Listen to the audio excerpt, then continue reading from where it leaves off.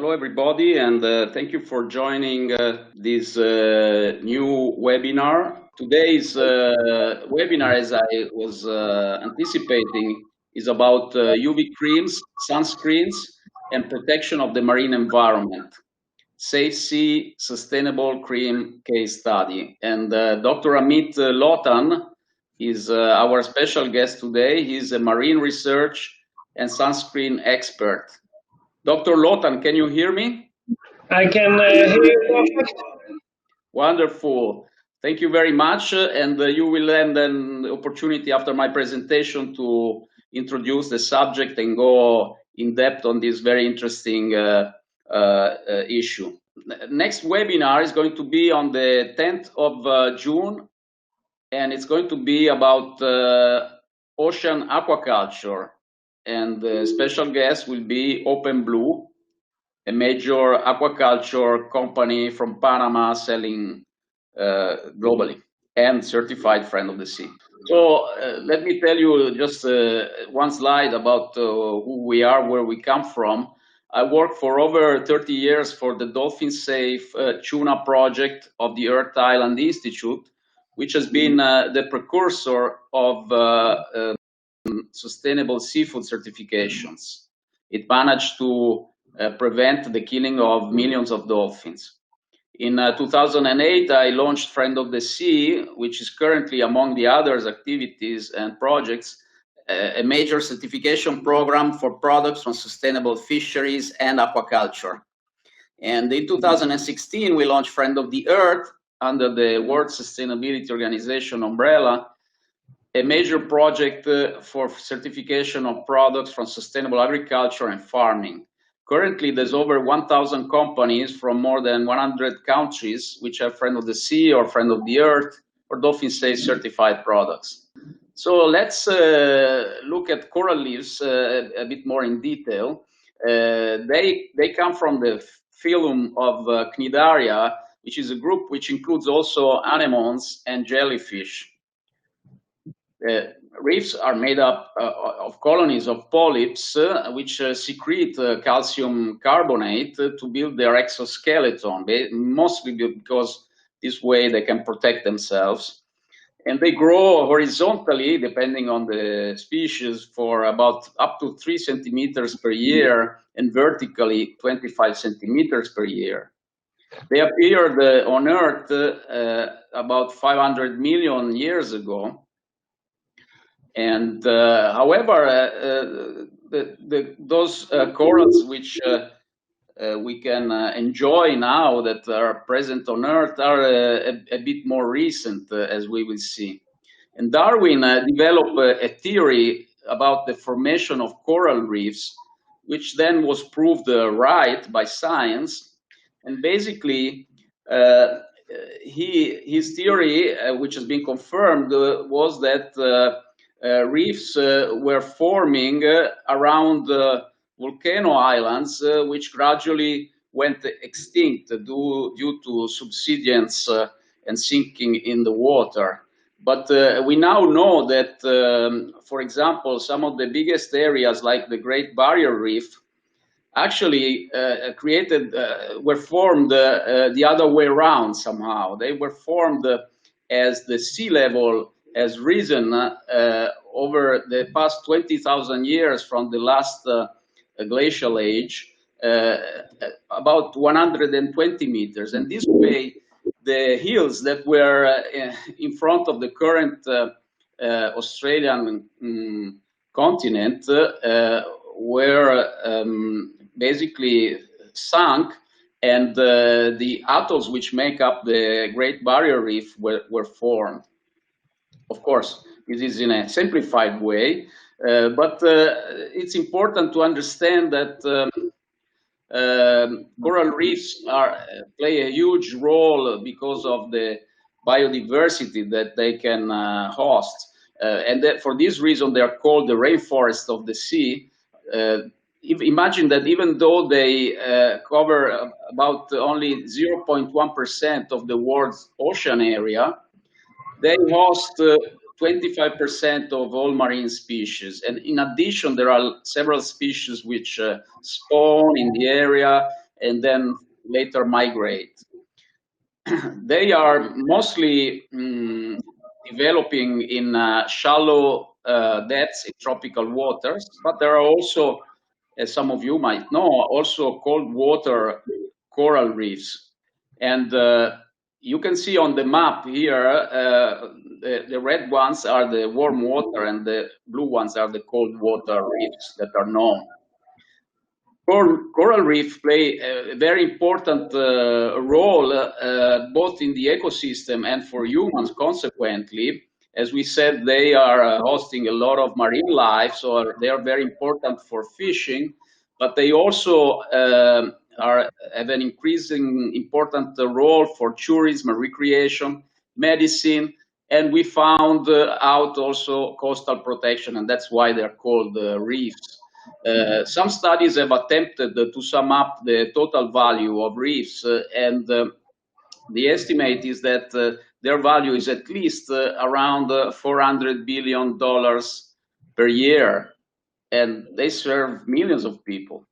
So, but what are the threats to coral reefs? There are some very nice infographics from NOAA, which show, for example, that one of the threats can be fishing activity in general. And of course, the fishing gears which impact the seabed, such as, for example, bottom trawling, could have, if not well managed, potential impact, detrimental impact on the seabed, as well as ghost gears which are lost and left in the water and can suffocate life in coral reefs. This is self-explanatory images of the impact which bottom trawling could have if not properly managed. And mind you, Friend of the Sea did certify some bottom trawling fisheries, so there are ways to use the gear in a proper way. And this video is available at the link below. Then there is a potential impact from land activities, human land activities, such as agriculture, pollution from agriculture, from farming, from coastal development, tourism in general. And one of those those impacts, which is unfortunately often undermined, is the coral reef mining, which is unfortunately carried out in several parts of the world. Here we mention and provide you with some studies about Sri Lanka and Maldives, but there are many more thematics too. And this from climate change, this is more a global impact. And here I would like to stress that the science here is not yet conclusive. And so these are potential impacts, which of course have to be taken into account and have to be looked for at more in depth with more relevant information. And of course, Dr. Amit will talk to us about more in detail about the potential impact of sunscreens. Here, I just want to show you these interesting infographics from NOAA, which highlights once again how the main cause of impact is when the cream actually is dispersed in the environment when swimming or when showering, etc. Then there are some studies which are not, however, yet conclusive, at least of the impact in the actual natural habitat, which highlight how some ingredients in these creams could have an impact on marine life at a certain concentration. And so the first suggestion is very nice and simple from NOAA, but I think relevant. So to suntan in a proper way, in the right time of the day, and also cover yourself with other tools, clothes, hats, and so on. So summing up, here we see a tentative map of the different potential impacts and threats to reefs in different areas of the world with different colors. We see pollution is one of the most diffused threats. In some cases, tourism, And also improper fishing methods such as dynamite fishing seem to be quite relevant, as well as coastal development. On the right bottom, you can see the situation, at least from this study from World Resources Institute, about the status of the reefs in the different oceans. And we see that Pacific Ocean seems to have a lesser, let's say, a better situation, for example, when compared to Indian Ocean. All these threats that we have seen, however, unfortunately, join up and mix up and make the coral reef less resilient, as you can see from this image. So what is Friend of the Sea and WSO, the World Sustainability Organization? What are we doing to help the reef?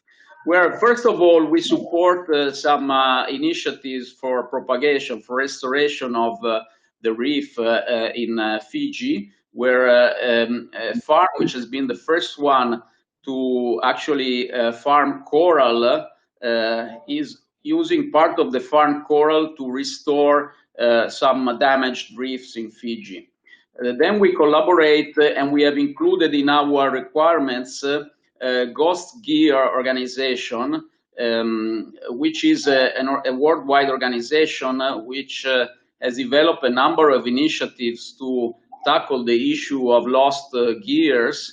And in particular, they have an app which allows to identify areas where the gears have been found, for example, by divers or by fishermen.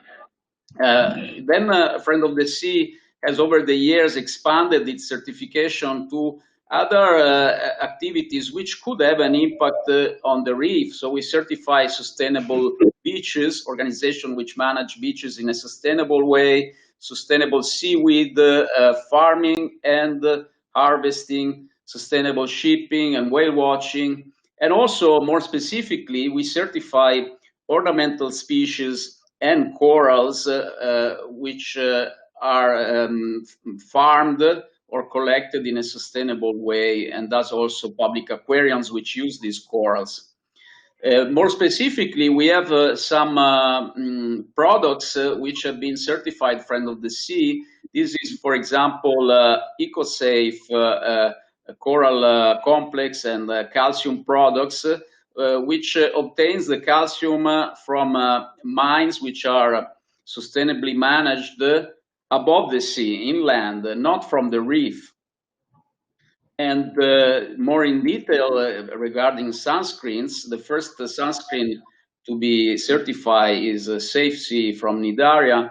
And you can find on our website the requirements for certification, which focus very much also on the capacity of the cream to prevent their dissolving in the water over time. You can find here all the links to go more in detail. Just a few slides to highlight to you the importance, the increasing importance that consumers are giving to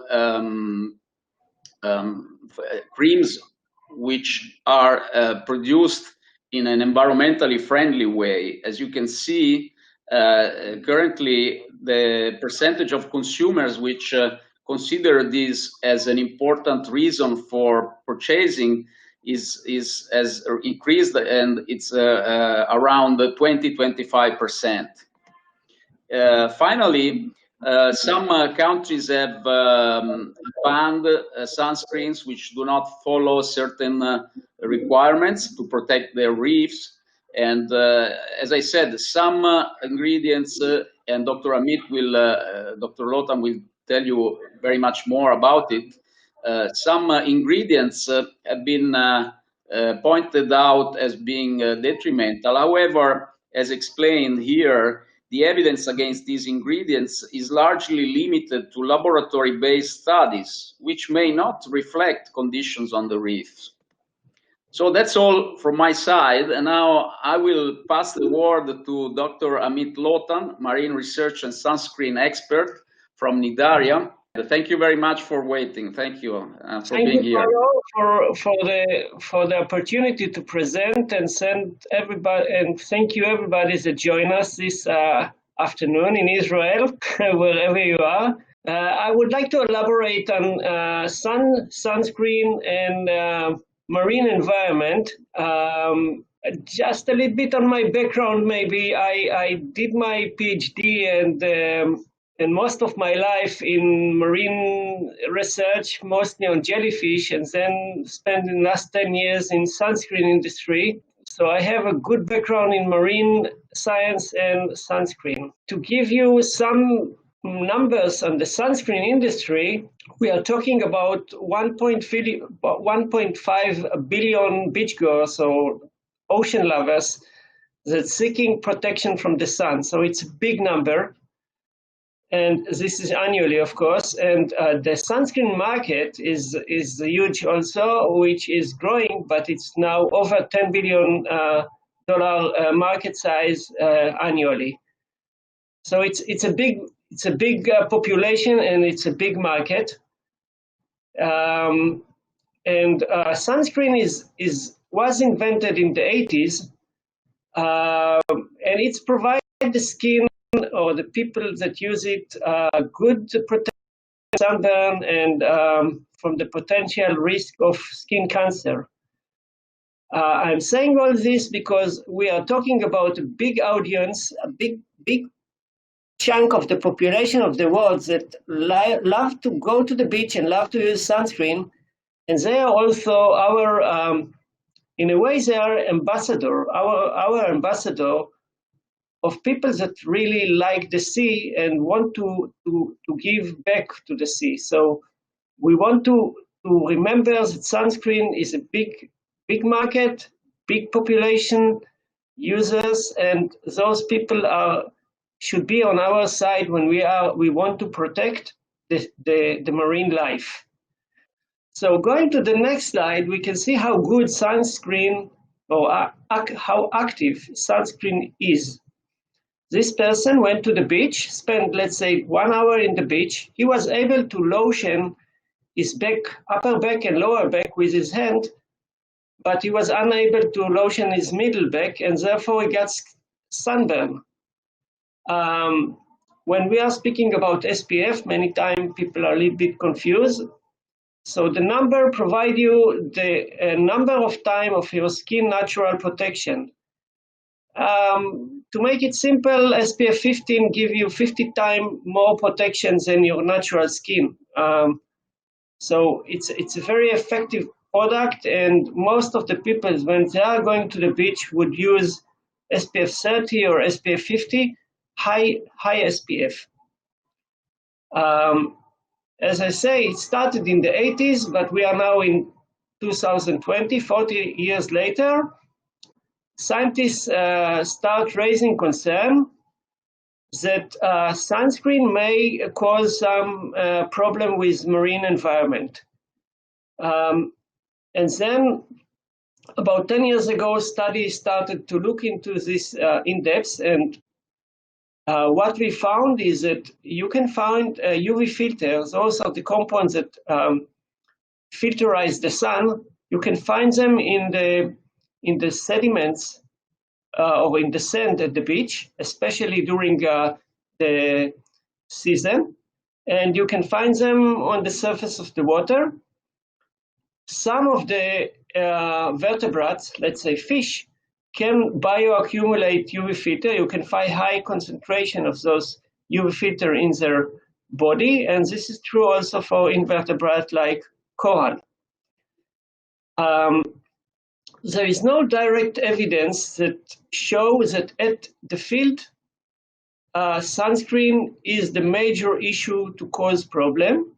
However, when you study UV filters in laboratory experiment, you can show that some of them will lead to developmental arrest of some vertebrate, some invertebrate like coral, and may increase sensitivity and even mortality of coral larvae. Those studies make a lot of public relation and a lot of they were highly in the news. And several years after this study, some territories like Hawaii and today also Palau make the first legal or law to ban sunscreen containing benzophenone 3 and octylmethoxycinnamate, those are UV filters, because of their potentially danger to environment. This was a kind of striking issue for the industry, and yet today even some of the scientists are debate on whether this is justified or not. But nevertheless, it became a law in Hawaii. So you cannot use this sunscreen UV filter anymore in this territory. The industry, as I say, it's a $10 billion industry, react very fast to this legal action and develop sunscreen without benzophenone 3. And then it got a favorable claim to put on the bottle, reef-friendly, eco-friendly, coral reef-friendly, fish-safe, reef-safe, many different type of claim. Those are not regulated, but in the minutes that you say that your product not contain benzophenone, you can claim it, and this is a very good communication tool to advertise the product. And the public loves these new claims because he feels that he's taking responsibility and protecting nature.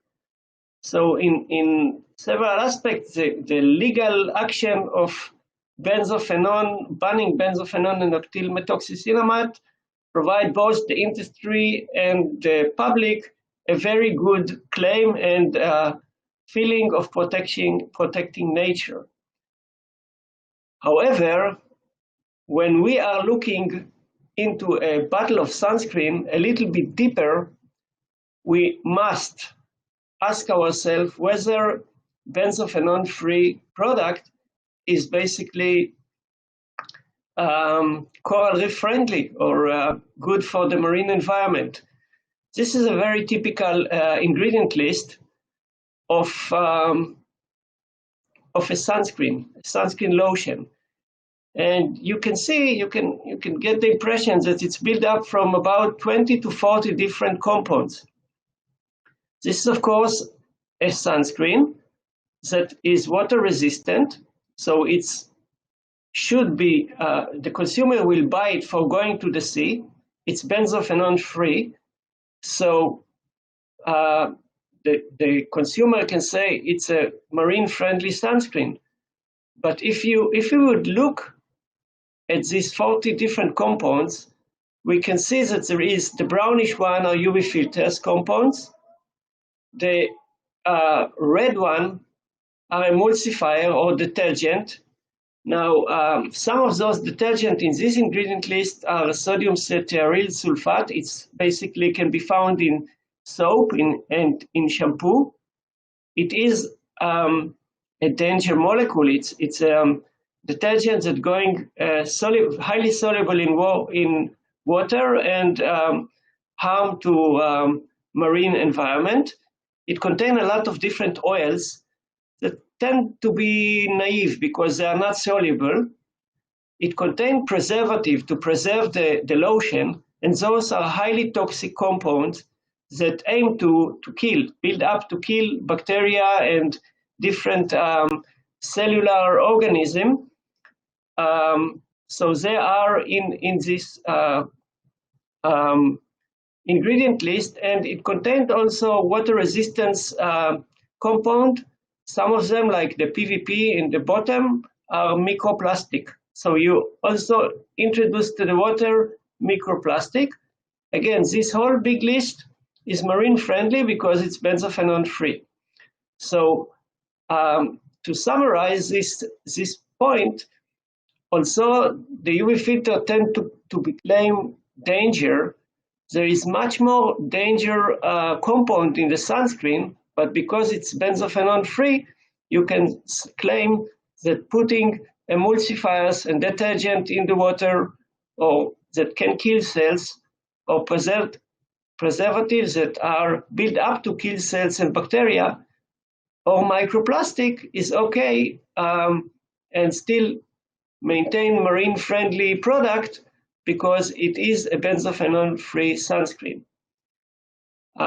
So it's complicated to claim based on the benzophenone marine-friendly. And I would like to elaborate a little bit on the marine water resistance, resistancy, which is also a topic related to marine friendly in our opinion. If we are looking at this product, which is a water resistant, we will put a single drop of this sunscreen in the water, again, a marine friendly benzophenone free product, and then we will add water to the jar. And what we can see immediately is the detergent from the emulsifier and some other compounds that we cannot analyze by looking at the jar are released to the water. And this again, it's a water-resistant product.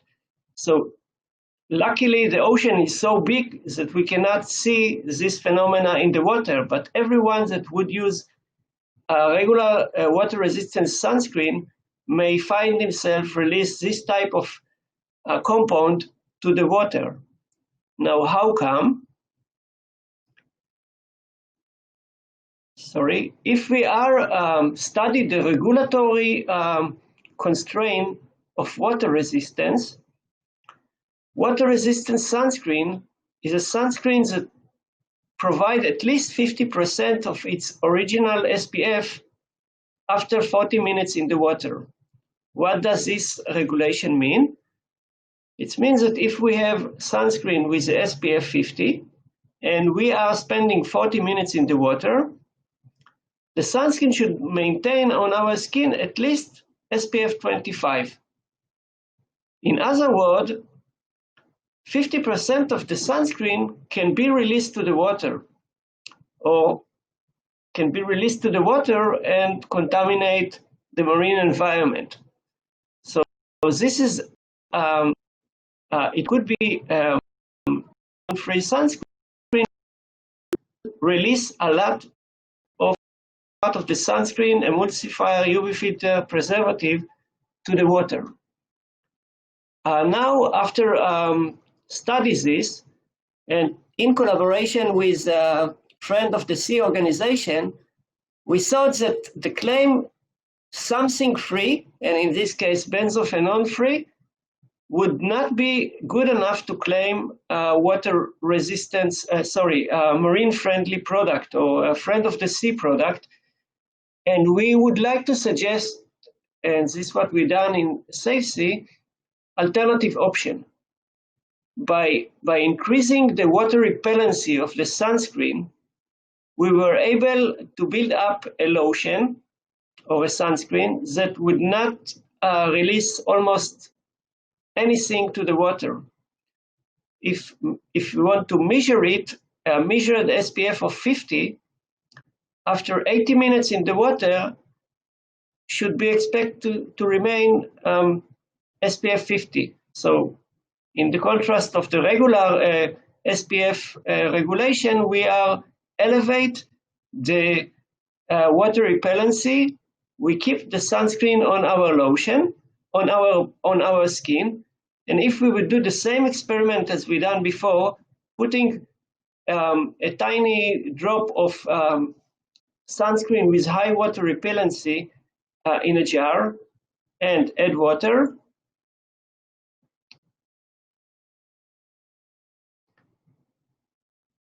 we can see that the water remains totally clear. Basically, what it says is that we are going into the water, lotion ourselves before with this SafeSea or water repellent, highly water repellent sunscreen, and we are entering to the water and going out of the water without leaving our sunscreen inside the water to contaminate coral, fish, and other organisms. It's very simple to measure the contents that are released to the water because the UV filter are very easy to be analyzed by spectrophotometer. And we can say, if you see the yellow column, regular sunscreen would be released to the water. So up to 100% would be released to the water. Sunscreens that claim to be water resistant would release up to 50% of its compound, while we suggest that marine friendly sunscreen or friend of the sea sunscreen would release less than 20 or 15%. In some cases, we can go up to 0.5% or 1% of the sunscreens that would be released to the water during the time that it is on our skin and we are in the water. So instead of releasing sunscreen, whether it's benzophenone free or not, to the water, we can build up a better formulation that would protect or will not contaminate the water at all. To summarize this topic, I think it's important to understand that sunscreen are sunscreen ingredients, and it's not only the UV filter, it could be much more dangerous, the preservative and the emulsifier and the detergent are released to the water, and those are risk the marine life. We do have a new standard that was done together with a friend of the sea to monitor the amount of sunscreens that are released to the water. And we have system to minimize this. And I think that sunscreens that minimized ingredient released to marine environment may or should be defined marine friendly. I would like to thank Paolo for this, for the introduction, but also for the collaboration with a friend of the sea. I think it's an important topic. And of course, I would like to thank all of you for listening to this presentation and hope that you enjoyed and learned something. Thank you very much, Dr. Lotan, for this great and enlightening presentation. Can you hear me? Yes, I do. Okay, great. So I will take back the mic, let's say, as a presenter, because I will go through the questions that we received. And before that, I just air this very small poll, as we do normally.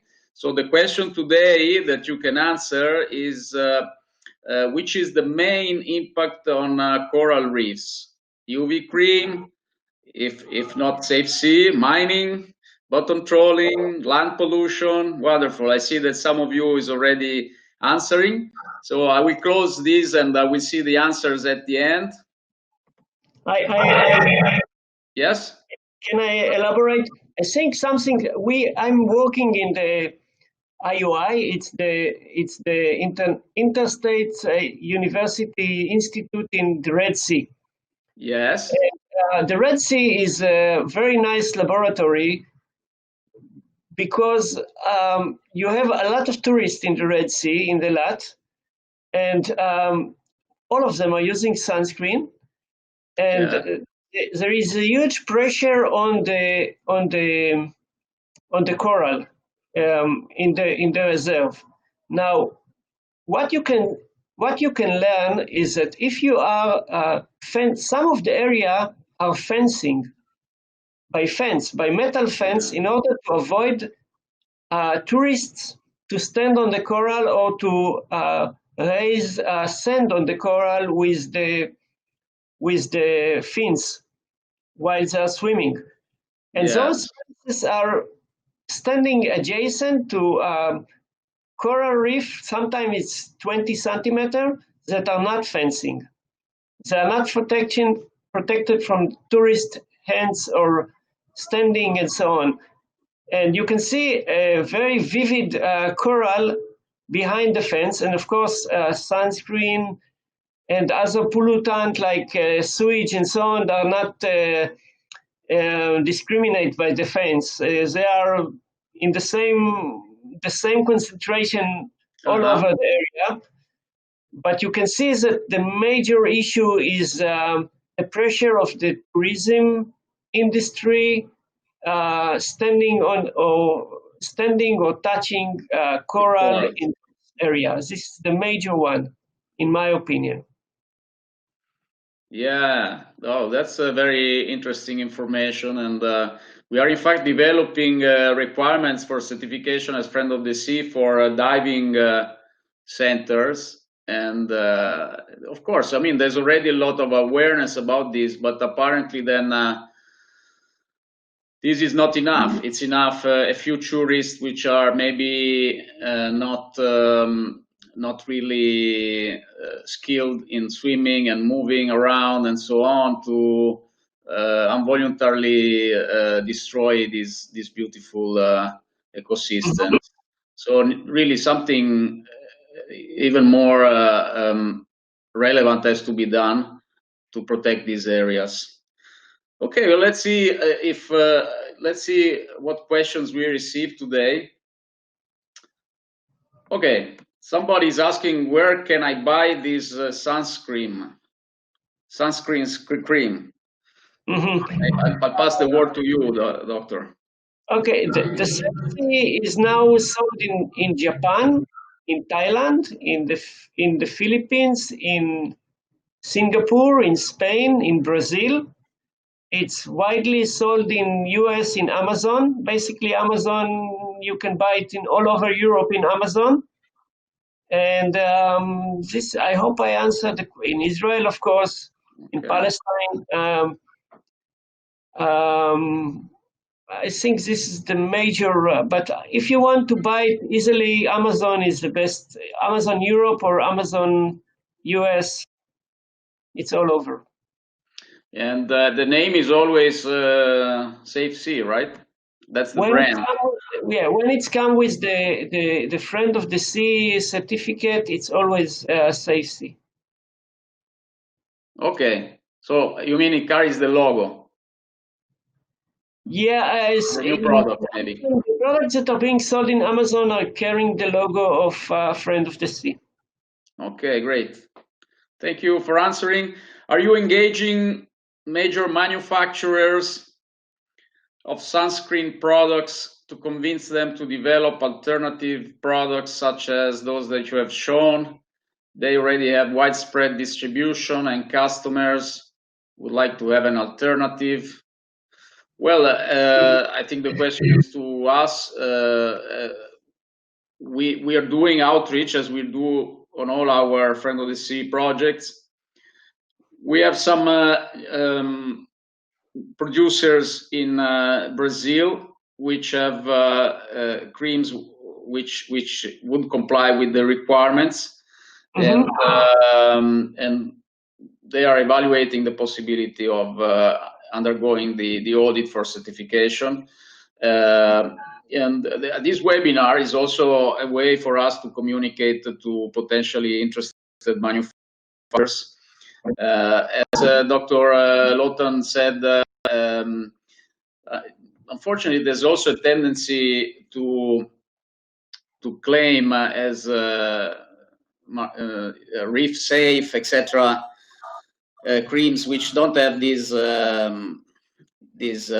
property, and so sometimes it's difficult to actually explain what Dr. Lotan has explained very clearly today.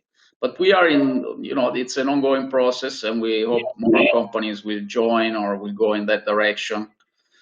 I have a question actually for Dr. Lotan. Are you also, I know that you are also involved in the company in Idaria that is producing the cream. Are you also producing for other labels? Yes, we do. Basically, we are selling in France. We are selling the product under KS. We are keen on developing private label. And if somebody in the audience want to get more information about this, we would be happy to provide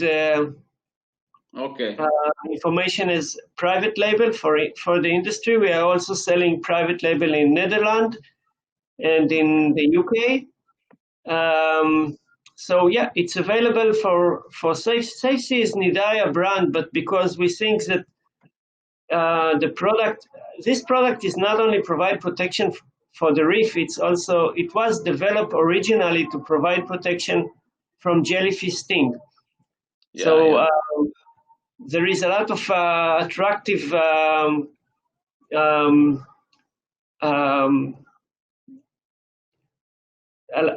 there is many benefits of wearing SafeSea, because you are not only provide protection to the marine environment, but you also protect yourself from being stung by jellyfish. And this was clinically tested all over the world. So we don't think that we love to share our business. So we do SafeSea as our Nidaya brand, but we keen on selling private label to other manufacturers or distributors. Okay, great. And there's a question about benzophenone.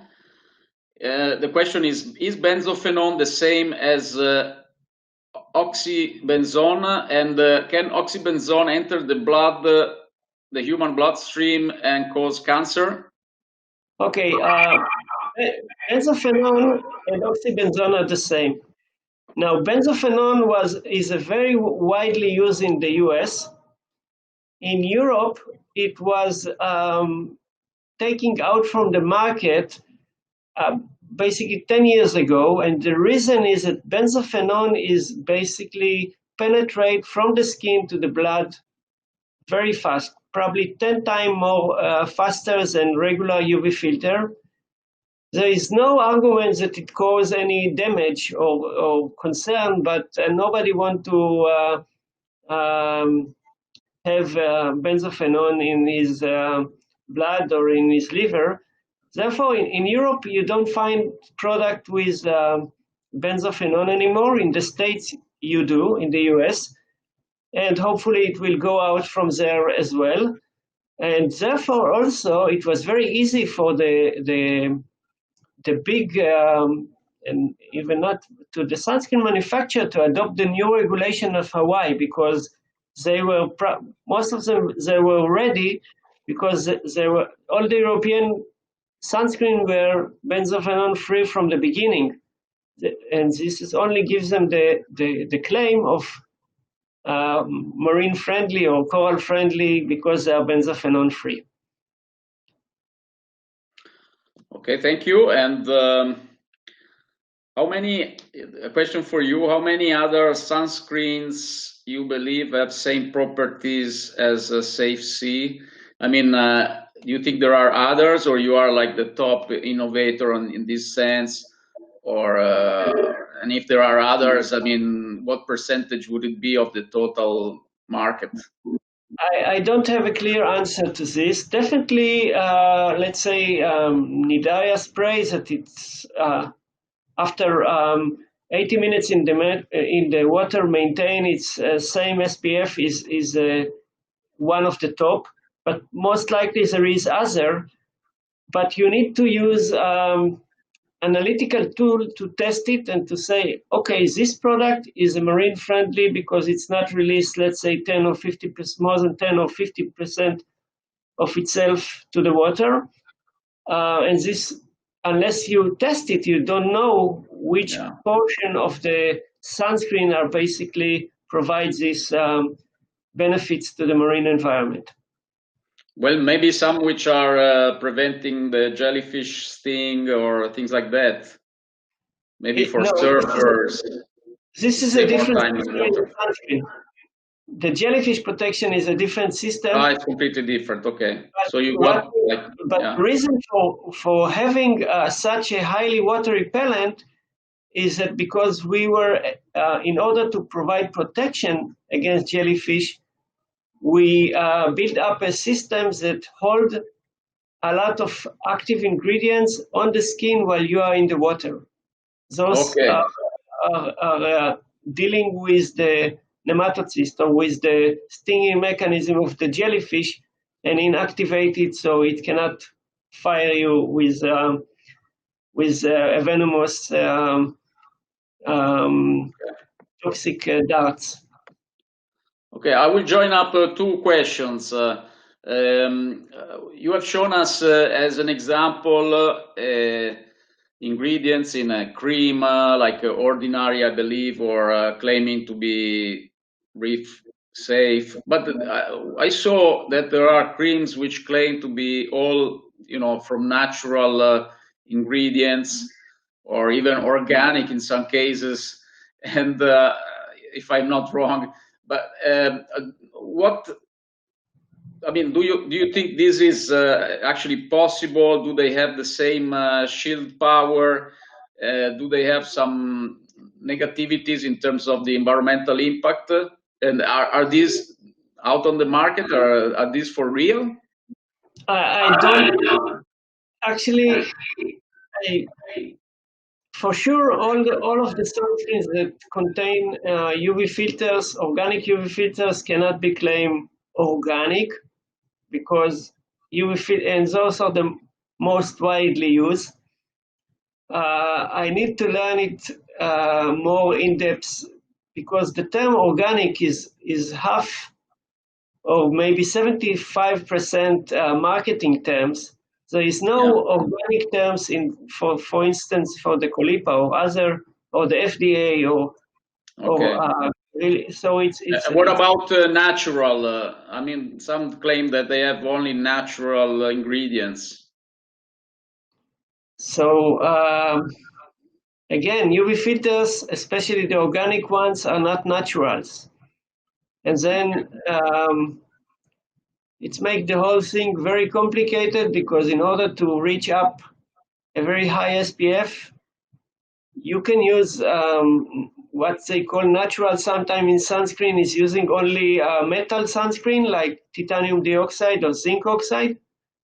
But in order to reach SPF 50 with those, you have to put a lot, and it became a very whitish cream, and many people don't like it. And so there is some way to claim natural, but what is natural?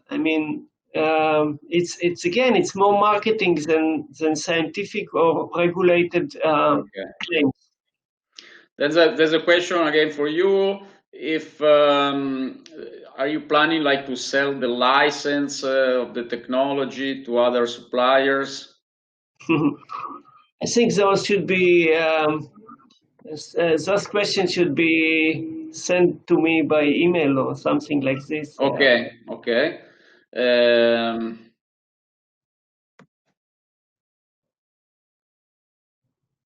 Where does SafeSea rate among the Friend of the Sea products? Is it the highest, safest? Okay, well, just to make it clear, Friend of the Sea has under the same logo different standards for certification of products and services which might have an impact on the environment, and we want to highlight with the logo those products, those service providers which instead are engaging, to protect the marine habitat. So one of the standards is the one related to sustainable sunscreens. I have the link on my presentation, and you can find it under the certifications in our website under the main menu. And there you can find all the requirements. And until now, SafeSea, since the initiative has started relatively recently, and it's very specific for a specific segment. It's not let's say food. It's something a bit more specific. Until now, SafeSea is the only certified cream, and even if we certified others, we wouldn't make like a hit parade of which one is best or worse. They would all be certified, like that's the norm in certifications. And we don't look at issues related to safety, if that's also the question. We are looking, the requirements are always focused only on the impact on the environment. Yes, then there's another question which is very similar to the one before about natural sunscreens. We got an answer already. Are the sunscreen biodegradable better for our skin?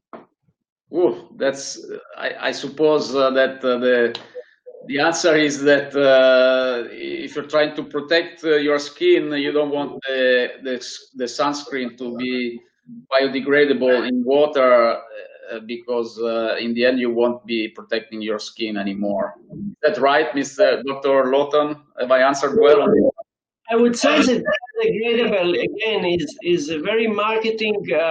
I tried many times. Customer asked me regarding whether they can write biodegradable or not on the claim. And so I try to figure out what is biodegradable. And biodegradable, according to the U.S. Consumer Association, which is the ones that claim biodegradable, is something that is biodegradable, meaning if it stays, let's say, few days in the sun, it will decompose. And this is totally true for all the cosmetics in the world. So basically, cosmetics is biodegradable. If I answer your question. Okay. Is this sunscreen available in India? Not yet. We have to regulate it in India, and we would be very happy to be helped by someone to do the work with us because we're not yet there. Great. So I'm sure somebody will write to you because normally we have a lot of enthusiast followers from India, enthusiastic followers. So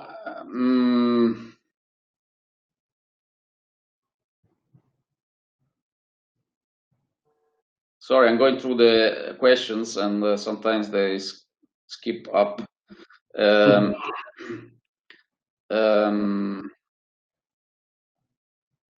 Somebody's asking for a copy of the presentation. Of course, you will have it.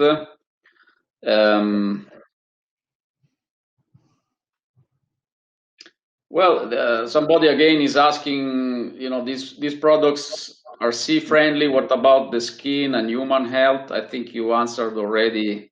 I can say that all of our product is passing at least sensitive skin test, and many of them also pass hypoallergenic tests. So in terms of safety, and we are now have experience of 20 years of selling SafeSea with no adverse effect. So I think it's a safe product for use worldwide. Okay, now an interesting question. Where does the remains of SafeSea go after a swim? It will not stay on the skin forever. My customers care if it goes out with the shower water ending in the sea at the end.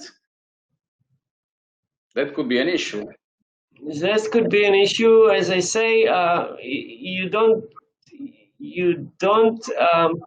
Basically, if you are going out and doing a shower with a soap, it would be decomposed as the soap and the other detergent. Rather than that, it would be a regular. I mean, it is not different than regular sunscreen or regular soap or shampoo. It's typical cosmetics in this decomposition of the product. So there should be a very big note about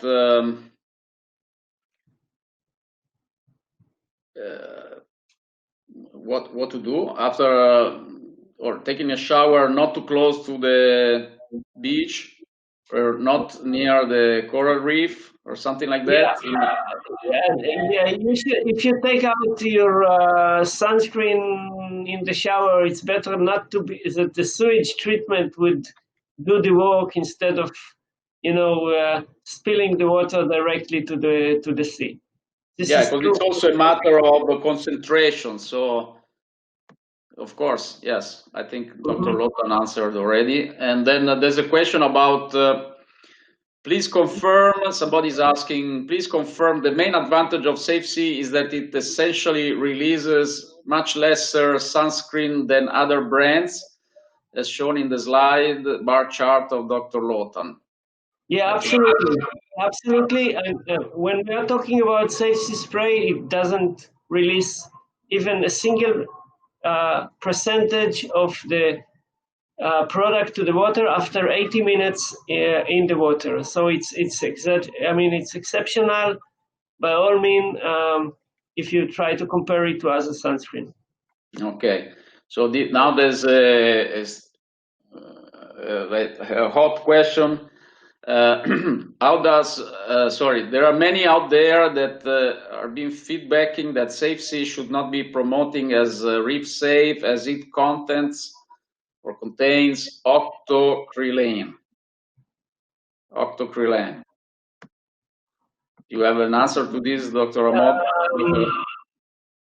Again, what we try to build up in this presentation and in SafeSea is a product that you are taking in and out from the water without leaving anything in the water. At the moment, the only sunscreens that UV filters that banned by the governments in Hawaii and Palau only is benzophenone free and octylmethoxycinnamate. Therefore, we, in order to be able to sell those products in those countries as well, we also are free of those too. But the major issue is not to be kind of compound free, but to have 100% of the product with you in the water and take it with you out of the water when you end up swimming. Yeah, I think the concept is clear, and we share the same view. We do our best always to base our requirements on science rather than, let's say, emotional initiatives or beliefs, and our scientific department conclusion was in line with what Dr. Lotan is explaining. Now we have an interesting question, I think, from a producer in Brazil. Brazil has developed a new technology which is basically micro encapsulating the chemicals sun filters. Dr. Lotan knows about this? Micro encapsulating the chemicals in the sun filters, or I don't know about this specific company. Or maybe it's a technology more like. So maybe they should send me an email and we can discuss it after this. Yeah. Yeah. Definitely, we have all the emails and contacts, and I thank the participant for this question. On top of that, I would like to also to explain that, as with any other reliable, transparent standard, there's a continuous improvement process also with Friend of the Sea standards. And so we are always open to receive new inputs, in particular on these type of products. There's continuous innovation, which is positive, and so in fact some of our requirements allow also for these innovations to be considered in the process of assessing the cream. So we will put you in contact. Yes, somebody wants to be in contact with you for a further discussion.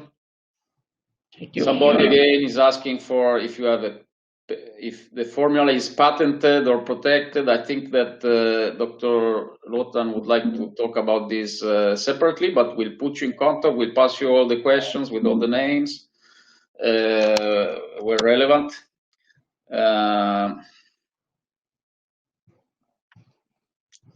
Sorry, I still have to go through.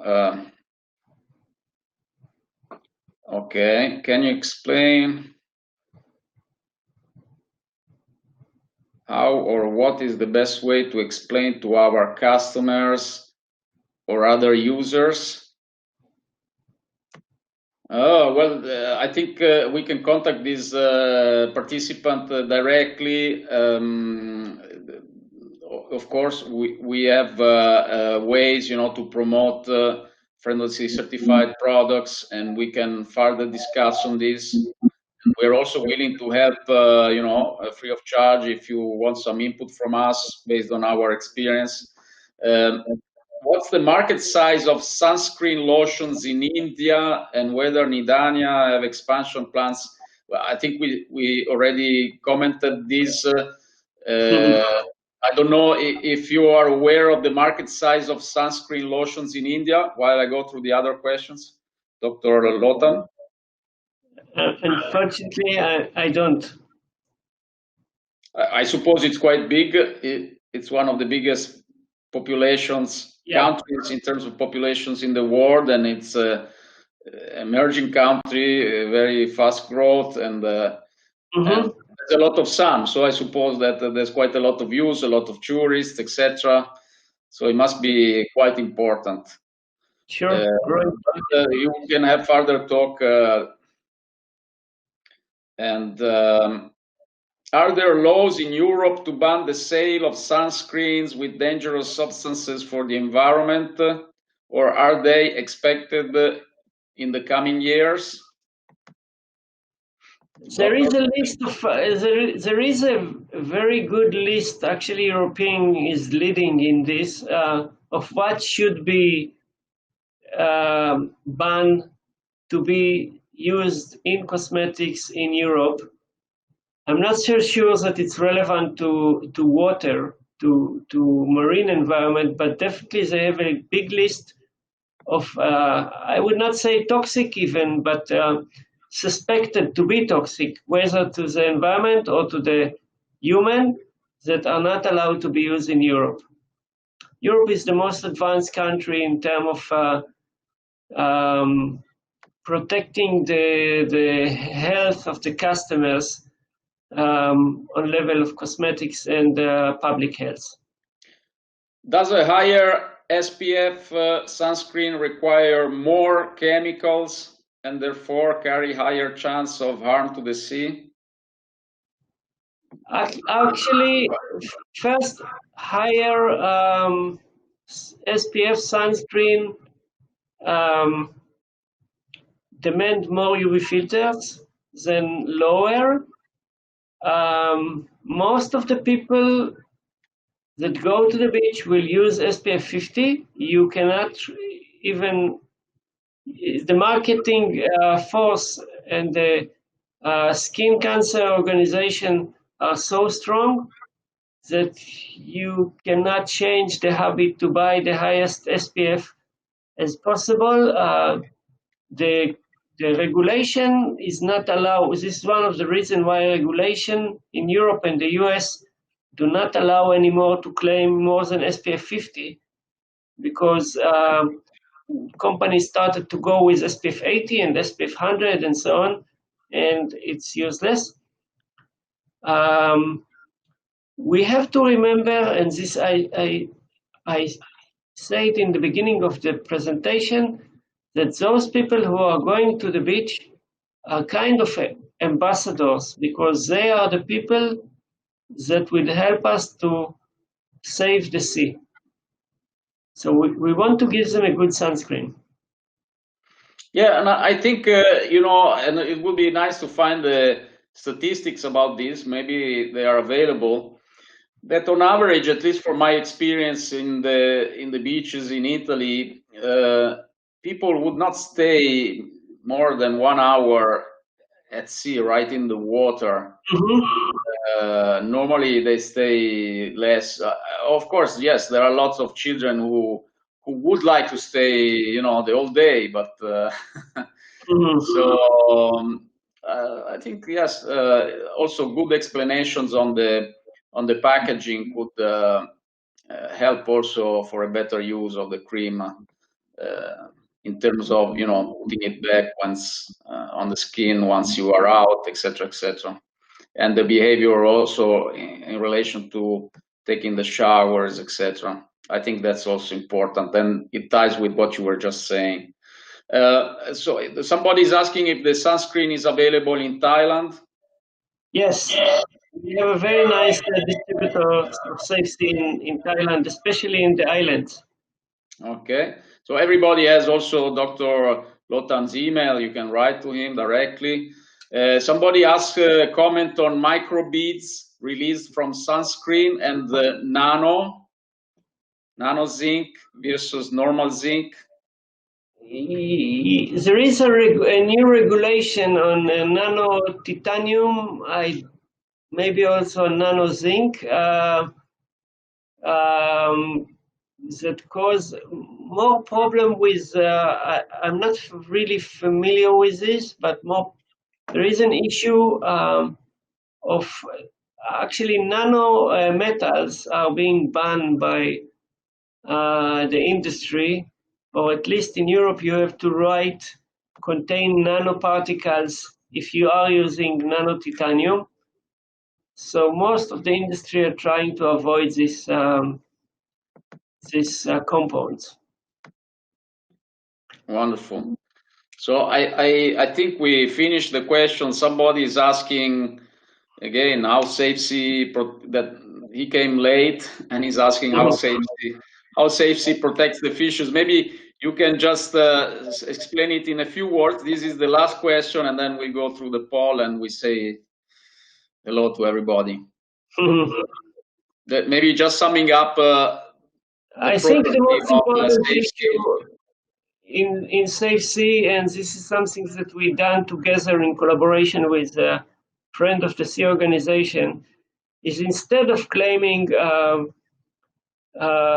compound-free, whether it's benzophenone or tilmetoxycinnamate free, and then we have a list of, let's say, 40 different ingredients that nobody knows how they influence the sea and whether they are released to the sea. We build up a system that nothing is released to the sea.